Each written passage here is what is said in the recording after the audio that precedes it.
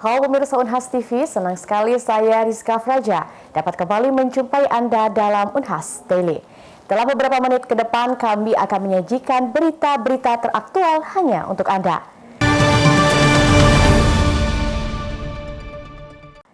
Pemirsa, program Medical Check-up MCU Gasto Unit kembali digelar dan kali ini berlangsung di Fakultas Ilmu Kelautan dan Perikanan Universitas Hasanuddin.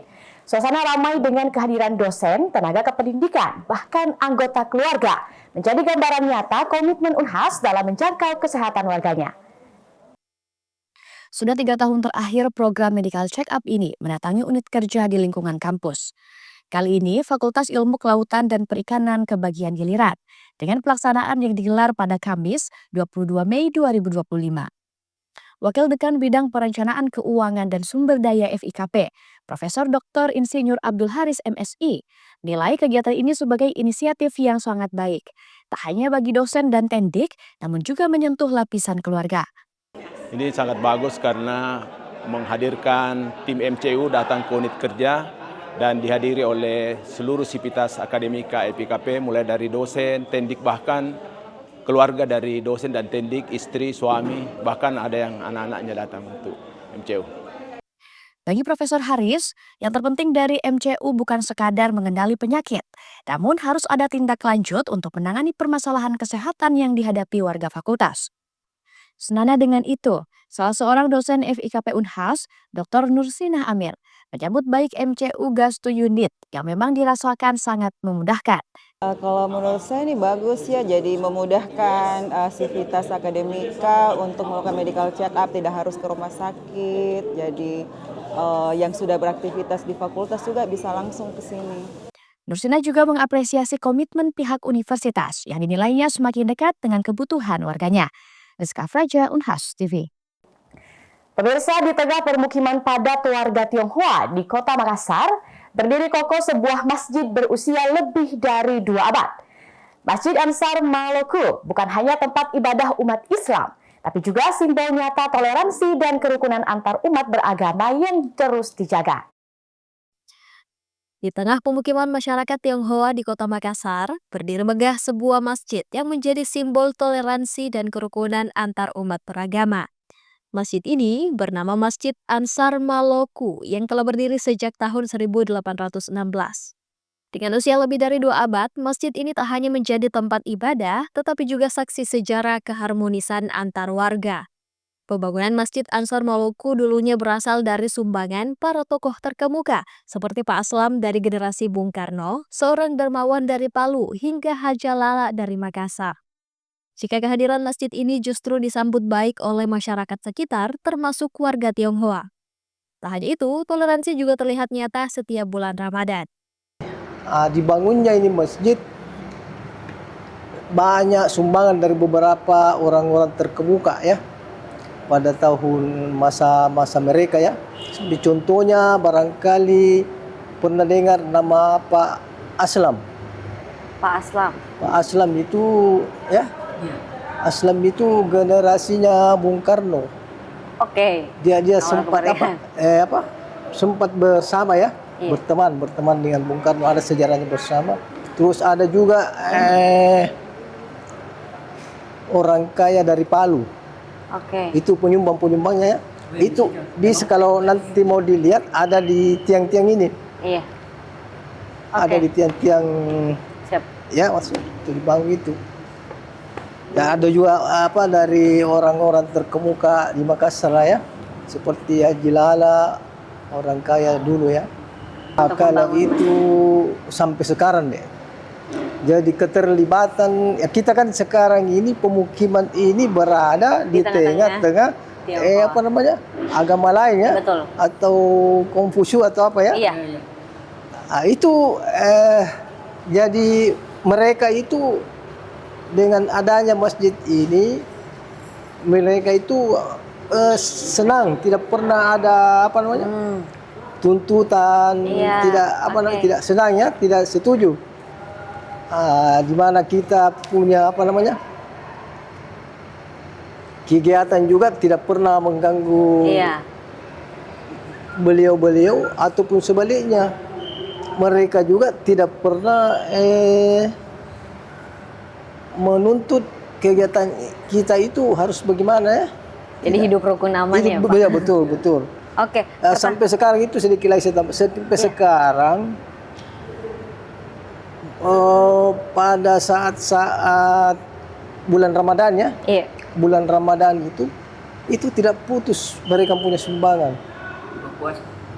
Masjid Ansar Moloku menjadi bukti jika perbedaan bukanlah penghalang untuk hidup berdampingan. Toleransi dan saling menghormati justru menjadi kekuatan utama masyarakat Makassar dalam menjaga keharmonisan. Andi Muhammad Syafrizal, Unhas TV. Pemirsa, tahukah kamu bahwa bermain game dalam jangka waktu lama dapat meningkatkan risiko cedera tendon?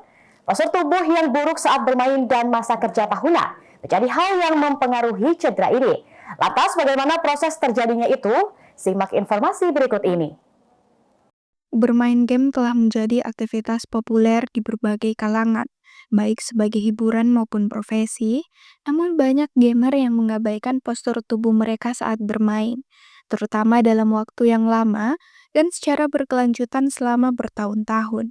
Hal ini dapat menyebabkan cedera tendon akibat tekanan berlebih pada jaringan yang menghubungkan otot dan tulang. Padahal tendon memiliki peran penting dalam menjaga kestabilan gerakan tubuh. Menurut Ketua Program Studi Profesi Fisioterapi Fakultas Keperawatan Universitas Hasanuddin, Irianto SFT Fisio MKes, tendon memiliki peran penting dalam menjaga kestabilan gerakan tubuh. Dengan postur kerja yang buruk, seperti membungkuk atau duduk dalam posisi tidak ergonomis, dapat membebani tendon secara berlebihan, terutama bagi mereka yang sudah bertahun-tahun bermain game tanpa memperhatikan aspek kesehatan tubuh. Kebetulan kami pernah riset itu terkait dengan analisis resiko faktor posisi kerja itu ternyata yang mempengaruhi itu hanya masa kerja sama postur kerja. Jadi kita berbicara masa kerja berarti itu orang yang nanti sudah kita bisa bilang menahun, jadi sudah tahunan dengan posisi postur kerja yang buruk. Jadi posturnya, jadi kalau kita bilang sebenarnya hanya sekedar bermain game, itu mungkin tidak langsung menyebabkan orang mengalami tendinitis tadi, karena apakah dia bermain game itu dengan masa kerja yang lama, yang panjang, dengan postur yang buruk. Cedera tendon yang sering terjadi pada gamer meliputi tendinitis, yang ditandai dengan peradangan akibat penggunaan tendon secara berulang. Jika tidak ditangani dengan baik, cedera ini dapat berkembang menjadi tendinosis, yaitu degenerasi tendon yang lebih kronis dan memerlukan waktu penyembuhan yang lebih lama. Fisio Anto menekankan bahwa pencegahan cedera ini sangat bergantung pada kebiasaan postur kerja yang baik dan kesadaran akan pentingnya istirahat. Gamer disarankan untuk mengatur posisi duduk yang ergonomis dan mengambil jeda setiap 1 jam untuk melakukan peregangan ringan. Dengan memahami faktor risiko, Fisio Anto berharap para gamer dapat lebih memperhatikan kesehatan tendon mereka untuk menghindari cedera yang dapat menghambat aktivitas sehari-hari. Feni Septiani Ismoel, Unhas TV. Pemirsa, sebuah meme yang melibatkan 2 tokoh politik nasional kembali viral di media sosial dan menyulut perdebatan publik lantaran dianggap tidak senonoh oleh sebagian pihak. Sementara pihak lain menilai jika meme juga memiliki peran sebagai alat kritik dalam demokrasi. Bagaimana mahasiswa Universitas Hasanuddin menilai hal tersebut? Simak liputan berikut ini. Aku mau nasi padang. Dalam kehidupan politik modern, meme telah menjadi senjata baru bagi generasi muda untuk menyampaikan pesan-pesan kritis. Di antara mereka, generasi Z punya cara sendiri untuk bersuara. Lewat gambar-gambar satir, mereka tak hanya menghibur, tapi juga menyentil kekurangan pemerintah. Rahmat Ramadan Al-Hidayat, salah seorang mahasiswa ilmu pemerintahan Universitas Hasanuddin, melihat bahwa meme sebagai wadah ekspresi demokratis yang efektif. Ia menilai meme menjadi penyeimbang lantaran banyak kebijakan pemerintah yang tidak pro rakyat. Di kehidupan sosial politik, khususnya politik pemerintahan, meme dianggap sebagai ruang atau wadah kritik terhadap kebijakan-kebijakan pemerintah. Apalagi dalam kehidupan berdemokrasi, di mana kita berhak untuk memberikan pendapat apapun kepada pemerintah.